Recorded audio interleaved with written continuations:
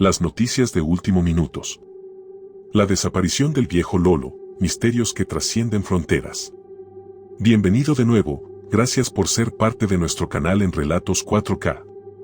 En este video hablaremos sobre personas que desaparecen sin dejar rastros y cómo esto puede relacionarse con el caso del viejo Lolo. El viejo Lolo era un hombre venerable de aproximadamente 100 años que vivía en Jabaracoa, Manabao, República Dominicana. Su desaparición, que ocurrió sin dejar rastro alguno, dejó a la comunidad sumida en la incertidumbre. Después de semanas de búsqueda, las especulaciones comenzaron a surgir. Algunos creían que lo habían asesinado, otros sostenían que los indios lo habían llevado, mientras que otros hablaban de fenómenos paranormales o incluso de extraterrestres. La historia del viejo Lolo no es un caso aislado, sino que se entrelaza con muchos otros relatos inexplicables alrededor del mundo. El exoficial estadounidense David Pauwels, en sus libros Mesen 411, ha documentado desapariciones que ocurren en circunstancias extrañas. A través de su investigación, Pauwels identificó patrones que se repiten en estos casos. Las personas que desaparecen, en algunos casos, tienen alguna discapacidad. A menudo, desaparecen junto a su mascota, la cual suele ser encontrada posteriormente. Las desapariciones suelen ocurrir cerca de arroyos, ríos u otros cuerpos de agua. El clima tiende a empeorar poco después de la desaparición. La mayoría de las desapariciones ocurren al final de la tarde o durante las primeras horas de la noche. Estos patrones son inquietantes y resuenan con lo que sucedió con el viejo Lolo.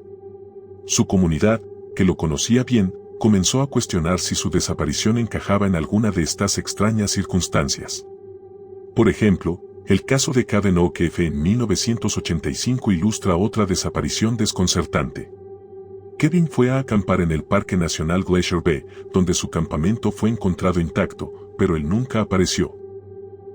Los guardabosques encontraron su equipo y comida, pero no había ningún rastro de él. Al igual que el viejo Lolo, la incertidumbre rodeó su desaparición y las especulaciones volaron. En octubre del año 2011, en el noreste de Fairbanks, en Alaska, tras desaparición de Melinda Stratz, originaria de Utah. Melinda, llamada Mindy por sus amigos y familiares, su búsqueda reveló patrones similares. Al igual que el caso del viejo Lolo, Melinda estaba en compañía de su mascota, lo que añade un elemento perturbador a su desaparición.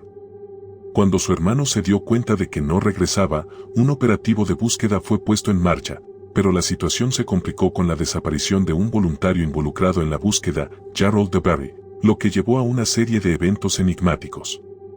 En las primeras horas de la mañana del 10 de octubre, varios buscadores habían llegado para ayudar a encontrar a Melinda. Gerald DeBerry, de 53 años, fue uno de los voluntarios que respondió a la llamada de ayuda. Gerald era un veterano de otras búsquedas y conocía muy bien la zona, así que no dudó en sumarse a esta nueva búsqueda con su Yamaha Kodiak, un cuatrimoto color verde. Mientras la búsqueda de Mindy iba ocurriendo, las horas iban pasando. Y a última hora de la tarde, Gerald comentó que estaba empezando a sentir frío. Otros buscadores le dieron un abrigo y encendieron una fogata. Una vez que volvió a entrar en calor, Gerald siguió con la búsqueda de Mindy. Por suerte, un rato después, Mindy fue encontrada sana y salva cerca de Frozen Ford Creek. El operativo había tenido éxito. Así que los buscadores comenzaron a reunirse y cada uno empezó a partir hacia su casa, cuando alguien notó que Gerald no había vuelto. Varios de los buscadores que todavía estaban en el lugar salieron en su búsqueda. La última vez que había sido visto fue a 6 kilómetros del lugar donde había empezado a buscar. Durante la mañana del día 11 de octubre, se emplearon 2 helicópteros con radares infrarrojos para intentar encontrar a Gerald. Soldados de Alaska enviaron un helicóptero y un avión para que se sumaran al operativo, mientras que la Guardia Nacional de Alaska envió equipos de rescate para cubrir el terreno. Durante una semana, siguió la búsqueda sin que se pudiera encontrar algo que ayudara a los rescatistas a dar con Gerald. El lugar donde los buscadores se concentraban era una cabaña, la cual era propiedad de Paul Patton, un amigo de Gerald. A él le llamaba mucho la atención su desaparición y hasta llegó a mencionar que lo ocurrido era un misterio. También le llamaba la atención la desaparición del cuatrimoto y creía que algo había tenido que haberle pasado a Gerald. Él estaba seguro que Gerald no se perdió y que todos los que lo conocían estaban de acuerdo con eso. Gerald había estado muchas veces en ese lugar para poder haberse perdido y eso era lo más desconcertante para él. Lo cierto es que si su vehículo estaba en la zona mientras los helicópteros usaban los radares infrarrojos, podría haber sido detectado, pero no se lo encontró, lo que podría indicar que no estaba en el lugar. El tiempo fue pasando y la búsqueda de Gerald finalmente se canceló. No hubo ningún rastro de él hasta que casi un año después, un minero que caminaba cerca de la mina de Fire Creek en la milla 69 de Steve's Howe encontró el vehículo de Gerald. Se encontraba en una ligera pendiente y el motor se encontraba apagado. Con este descubrimiento se reinició una búsqueda alrededor de la zona donde el vehículo fue hallado, pero no se encontró a Gerald. Suponiendo que por algún motivo Gerald hubiese tenido que abandonar el vehículo, es difícil de imaginar que alguien que conocía la zona no supiese que aproximadamente a 1 kilómetro de allí estaba la carretera. Desde ese lugar podría haber vuelto hasta el cuartel general de búsqueda. Gerald de Berry hasta el día de hoy nunca ha sido encontrado. En 1957, Lowell Lynn, un joven graduado de la Universidad de Minnesota con el título de ingeniería, quería trabajar para una de las mejores empresas aeronáuticas del mundo en ese momento, Boeing. Logró poder ser entrevistado para un puesto y terminó consiguiendo el trabajo, y debido a esto en mayo de 1957 Lowell se mudó a Seattle. Este trabajo también le traía otra ventaja, él siempre disfrutó de las actividades al aire libre, y eso incluía subir montañas. Y justo en las afueras de la sede de Boeing, a 1 hora de distancia en coche, se encontraban algunas de las montañas más grandes de América del Norte. En su nuevo trabajo rápidamente hizo amigos, y uno de ellos era Harry Holcomb. Para fines del mes de noviembre de 1957, los dos amigos planearon ir hasta Mount Rainier y escalar con raquetas de nieve la ladera de la montaña para posteriormente bajarla esquiando. El día 31 de noviembre su viaje comenzó. Una vez que llegaron a la montaña empezaron a escalarla desde muy temprano desde el Paradise Inn que está a una altura de 1.600 metros. La idea era llegar hasta una altura aproximada de 2.100 metros y luego ponerse los esquís y tener un descenso rápido. Los dos comenzaron a subir, pero Harry llegó a la mitad del camino que debían recorrer rápidamente. Así que se detuvo en Panorama Point a una altura de 1.900 metros y esperó a Lowell. Después de estar un rato y no ver llegar a su amigo, empezó a descender. Siguió bajando la montaña y llegó hasta Paradise Inn, su punto de inicio, y todavía no había visto a Lowell. Hasta ese momento el cielo había estado nublado, pero cuando llegó a la posada empezó a caer nieve, y la nieve caía cada vez con más fuerza. Como Lowell seguía sin aparecer, Harry tomó la decisión de denunciar su desaparición. Durante la búsqueda de Lowell, el Servicio de Parques Nacionales tuvo que enfrentarse a tormentas de nieve seguidas por densa niebla y neblina. La búsqueda de Lowell finalizó el día 2 de diciembre, sin que los rescatistas pudieran encontrarlo o algún objeto de él. Lo inusual de este caso es que no se pudo encontrar ni las botas, ni las raquetas de nieve que habían usado para subir, ni el abrigo ni nada. Ni siquiera posteriormente al derretimiento de la nieve. En el caso del Parque Nacional Mount Rainier, muchas personas desaparecen de la misma manera, donde no solo la persona desaparece, sino que ninguno de sus objetos son encontrados tras exhaustivas búsquedas en las zonas donde la persona fue vista por última vez. En medio de la cordillera de las Cascadas en el estado de Washington, Estados Unidos, se encuentra el lago Colchok. Si bien a su alrededor hay algunos árboles, no es muy espesa su vegetación. Principalmente, el lago está en una región áspera y accidentada. El día 9 de septiembre del 2004, Richard Lee, de 47 años, viajó desde su residencia en Hobart a la zona del lago Colchok. Allí completó un permiso para acampar. Tenía planeado hacerlo por 2 días. Durante el tiempo que estuvo ahí, pudo comunicarse con su hermano. Le dijo que estaba bien y que lo llamaba solo para saludarlo.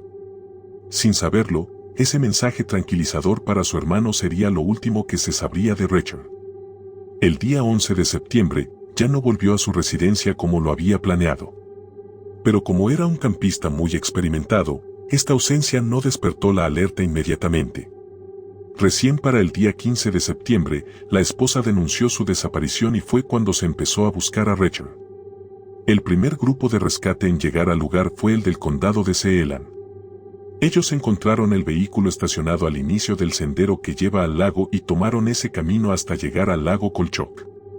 No muy lejos de este lago se encuentran dos lagos más, el lago Stuart y el lago Enchantment. Los rescatistas decidieron centrarse en estas áreas para hacer la búsqueda. En este caso se les informó a los rescatistas que a Richard le gustaba caminar fuera de los senderos, lo que hacía que el terreno de búsqueda se ampliara. Fue así como caminando a campo traviesa, finalmente pudieron encontrar el campamento de Richard. A unos 150 metros de un sendero, cerca del lago, se encontró su tienda, su saco de dormir y su comida. Todo en la tienda estaba ordenado. Según los rescatistas, parecía como si Richard estuviera por volver en cualquier momento. Pero la búsqueda siguió 4 días más. Al finalizar no había ninguna evidencia de dónde podría estar o a dónde podría haber ido Richard. Unos años después, en el 2012, David fue uno de los oradores del National Association of Search and Rescue. En este evento habló de casos donde las personas desaparecían y eran encontradas en zonas fuera de los parámetros normales de búsqueda.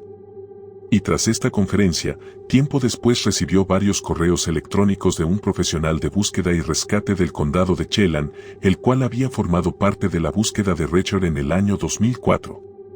En esos correos le contaba cómo el caso de Richard había sido el único incidente donde se sintió incómodo al estar en el área de la tienda de Richard. Pero no podía explicar cuál era el motivo. Y no solo él, varios buscadores habían declarado que el lugar del campamento de Richard daba una sensación espeluznante y parecía como si alguien hubiese estado minutos antes en el lugar previo a que ellos llegaran. También le comentaba en esos emails que le escribía contándole su experiencia porque durante años había oído historias de otros profesionales que habían sentido algo similar en otros casos. Pero para él, el de Richard había sido la primera vez que le había pasado y que sentía que algo estaba mal en esa área. Le llamaba la atención las cosas dejadas, la limpieza y el orden en el campamento. Para él no tenía sentido. Según este rescatista, Richard desapareció de una forma muy extraña. Es normal que muchas personas quieran visitar este lugar por su belleza natural, pero pocos saben que esta zona de la cordillera de las Cascadas tiene más personas desaparecidas y nunca encontradas que cualquier otro lugar de la comarca. Y Richard hoy es una más de ellas. Una mañana, el viejo Lolo desapareció de su casa, dejando a la comunidad de Jabaracoa, Manabao, en un estado de angustia. Su ausencia se hizo evidente cuando Frances Díaz, un amigo cercano, llegó a visitarlo en busca de compañía y no encontró a Lolo en su hogar. Desde ese día, la preocupación creció y Frances tomó la iniciativa de organizar una búsqueda. La noticia de la desaparición del viejo Lolo se esparció rápidamente por el pueblo. Los vecinos comenzaron a reunirse, formando grupos para recorrer los alrededores en busca de alguna pista. Sin embargo, las semanas pasaron sin que se encontrara rastro alguno de Lolo. La incertidumbre se apoderó de la comunidad y las especulaciones comenzaron a surgir. Algunos creían que lo habían asesinado, otros sostenían que los indígenas se lo habían llevado, mientras que algunos incluso hablaban de fenómenos paranormales o extraterrestres. La falta de respuestas por parte de las autoridades generó frustración y un sentimiento de impotencia entre los habitantes. Las marchas y protestas se convirtieron en un grito de justicia y de búsqueda de respuestas, exigiendo que se tomara en serio la investigación del caso del viejo Lolo. A medida que pasaba el tiempo, varios youtubers y creadores de contenido se interesaron en el caso. Explorar teorías y posibles escenarios mantuvo viva la memoria de este hombre venerable.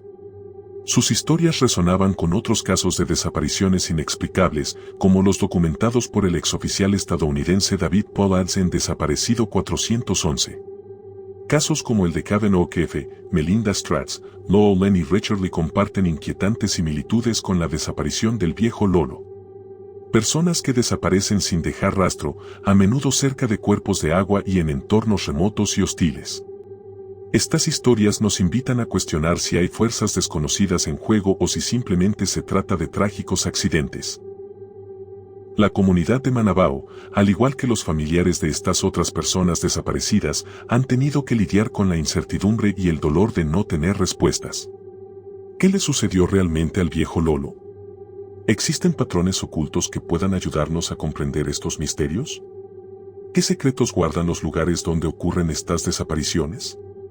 Invito a mi audiencia a reflexionar sobre estas preguntas y a mantenerse atentos a los nuevos desarrollos que puedan surgir en torno al caso del viejo Lolo.